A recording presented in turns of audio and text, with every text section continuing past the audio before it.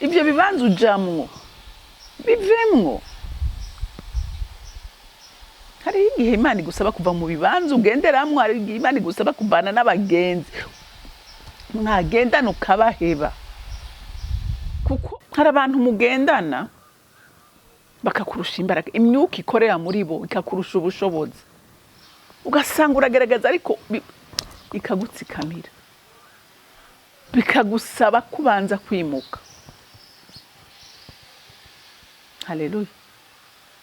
Bikagusaba kuza umudamu muri butike yanje, hewe twari tumaze kubona ko yiba, kandi yari yiba bimwe bikomeye. Njambwira abakozi mwese murabe mu mucunge, umve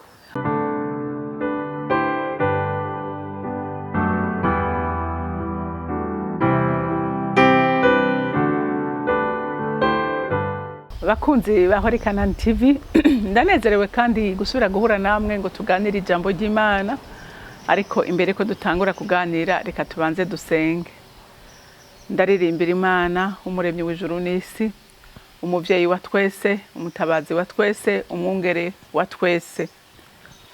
Imana twitwararika muri gato na kanini, kuko ari ryo sezerano dufise nk'abana bayo, kuko atamuvyeyi yo kurengagiza umwana wiwe.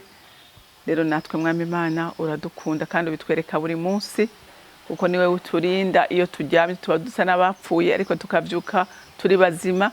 Ivyumviro biri ku rutonde, izi ni imbaraga zawe, nico gituma nk'abana b'abantu dukwiye guhora dushima uko bukeye n'uko bwije. Rero Mwami Imana n'ubusuye kukwiyambaza, komeze kubana natwe twese, uturindire mu buntu bwawe Mwami, uduhe umugisha wawe n'amahoro yawe. Urakoze kubyumvise, icyubahiro cyose kibi cyawe, mu izina rya Kristo Yesu nsenze nizeye kuvyumvise, amen amen. Rero bantu b'Imana, ijambo Imana impaye kuganira namwe uyu munsi ni ijambo rivuga ngo niyo wavyukuri wifuza kugushika mu mugisha urama. Haleluya. Umugisha urama, umugisha uzosigarana n'abawe, umugisha utazoyoka, umugisha ugumutera imbere. Hari ibyo usabwa gukora. Haleluya. Hari ibyo Imana igusaba, kandi ibyo ibikoze Imana muragendana, kuko abantu b'Imana je nasanze ibyago byose tugira turabyikwegera canke tukabiragwa. Haleluya. Hari umuntu ashobora gukurikiranwa n'ibintu atakoze, ariko byakoze umuvyeyi wiwe, byakoze umuvyeyi we canke byakoze mu bavyeyi biwe. Ugasanga umuntu ibyago biramukurikirana kandi we agerageza, ariko ugasanga ntatahura ibiriko biraba. Ariko ico nkundira Imana nuko Imana iyo ubihishuriwe ukabimenya ukitandukanya, uratandukana n'ubwo ruvyaro, ukitandukanya ukikonekta n'Umwami Imana ugahindurirwa amateka. Haleluya. Haleluya. Rero ndakwinginga muntu w'Imana uri kuranyumva, reka tureke gusuzugura amajambo y'Imana, reka tureke kuyasuzugura, tuyagira ubuzima. Nukuri ni inyungu yawe, ni inyungu yawe. Reka dusome ijambo ry'Imana mu Itanguriro igice cya 12, turasoma kuva ku murongo wa mbere dushikane ku murongo wa 3. Haravuga ngo Uhoraho abarira Aburamu ati, va mu gihugu canyu no mu bwoko bwanyu no mu nzu ya so, uje mu gihugu nzokwereka, nanje nzoguhindura ubwoko bukomeye, nzoguha umugisha, izina ryawe ndarigire rurangiranwa, n'abandi bazogira umugisha ku bwawe, abazoguhezagira nzobahezagira, kandi uzokuvuma nzomuvuma, kandi muri wewe niho imiryango yose yo mu isi izohega umugisha. Amen. Imana iganiriza umuntu yitwa Aburamu, ntiyari bwahindurirwe izina, kuko izina yarihinduriwe amaze kwemera kugendana n'Imana, amaze kwemera agakora ibyo Imana imubwiye, Imana yamuhinduriye izina, umuntu w'Imana. Nawe uyu munsi hari izina witwa, hari izina witwa, kandi nimpinge ndababwire n'ukuri, burya izina umuntu yitwa kenshi iyo ari ribara ryanga, nta muntu n'umwe akunda kwitwa nabi. Bakakubona ngo ngico ca gisuma kiraje muri yubara amashakoshi yanyu murayiyegereza,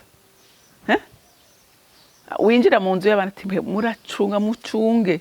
Nje harigeze kuza umudamu muri butike yanje, hewe twari tumaze kubona ko yiba, kandi yari yiba bimwe bikomeye. Njambwira abakozi mwese murabe mu mucunge, umve twari bane twese ducunga umuntu umwe, kandi aratwiba, arafata bage ayishira mu ntoki, ayishira mu ntoki. Je nanje ncangumiza ijisho ku kuboko kwiwe, ndavuga naho mubu wari kunjya sene gushobora kwiyagaza. Nagumye ndabyuka kuko je ndaba amaherezo uko aza kubigenza, kuko urumva yashaka kucaritiburira mu gasakoshi kiwe, kuko yaraheruka kutwiba parfait arayitwara. Mugana nyene ndayikurikirana ko nacembaza nti parfait yagiye hehe, ntasanga ndamutelefona ntiyo parfait watwaye ugerageze uyirihe, kuko ngira yabonye ko nabibonye acarabyemera, mugabo sanga yamaze ne kuyikoresha, mugabo amahera yaranyishuye. Ndamutera ijisho mu nyuma arabona ko abuze ingene nabigenza nk'igiti, ndamubona ayishubije aho yari. Urumva iryo ni izina umwasi yamwambitse, kandi ako kageso ashobora kuba atazi ingene kamufashe. Urumva rero nk'uyo bamubonye acavuga ati ca gisuma mwakibonye, ntasubira kwitwa izina ryiwe, bacamwita ngo ca gisuma mwakibonye, canke ati hewe atujya uriyemera n'umugabo wawe amuhe lift, aya maraya katamanikigwa, aturya kabeshi mwamubonye. Donc Imana irashoboye kuguhindura ayo mazina yose witwa, kuko hari izina witwa kandi utarikunda. Haleluya. Aburahamu guhindurirwa izina akitwa sekuruza w'amahanga, murumva ko ari umugisha ukomeye, murazi ko yari ingumba. Haleluya.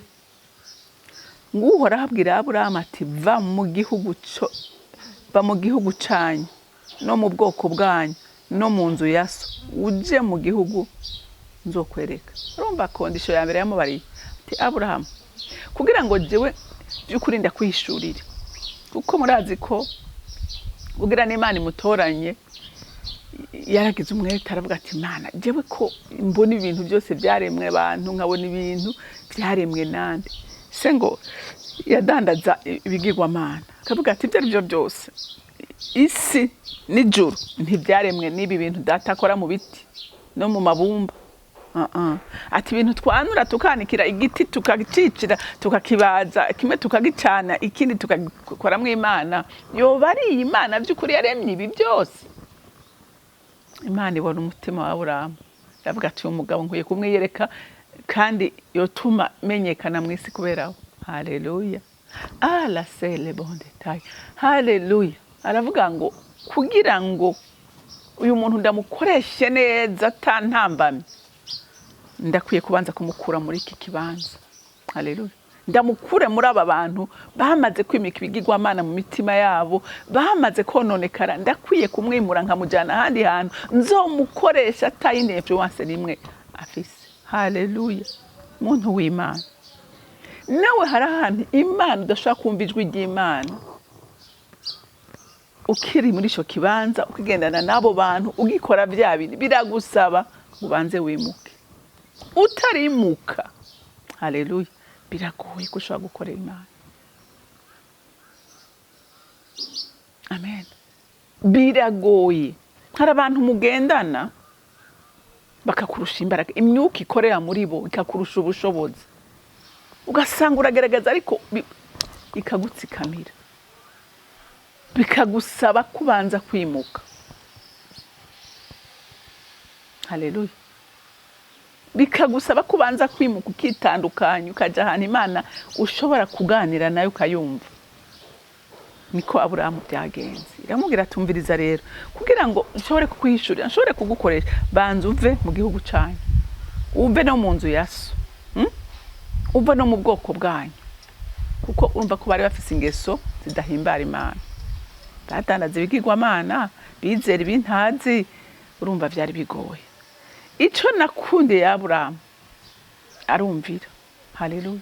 Urahiriwe wewe wumvira. Urahiriwe wewe ushira mu ngiro iki jambo ry'Imana rivuze. Haleluya.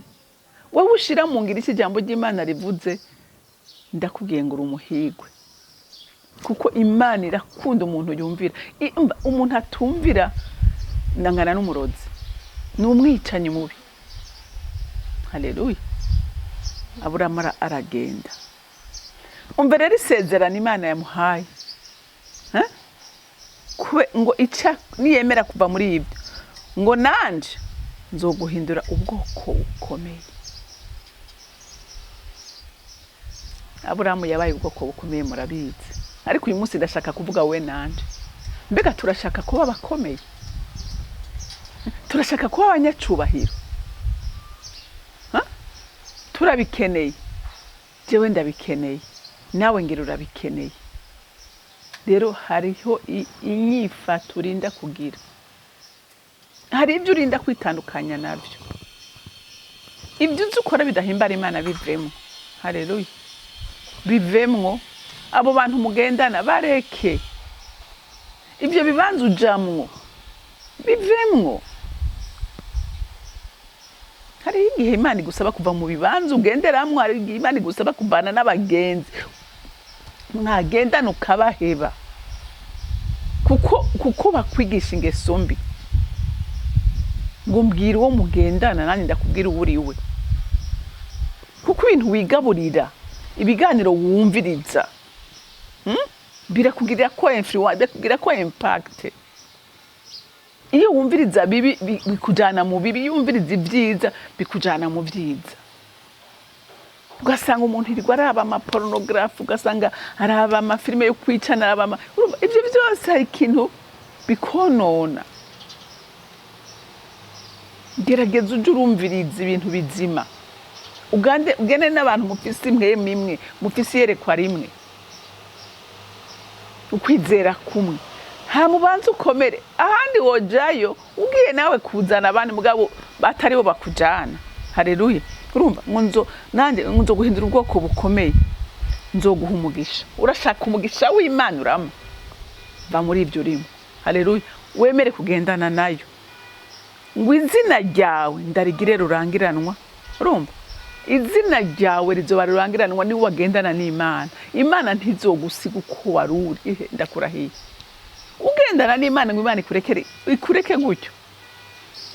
Ibyo ntibibaho. Haleluya. Ngo n'abandi bazogire umugisha ku bwawe. Mbega urazi ko hari umuntu agira umugisha agahinduka n'umugisha w'abandi? Haleluya. Umugisha nyamugisha urakuza ko kandi n'abandi bakawubenefisi.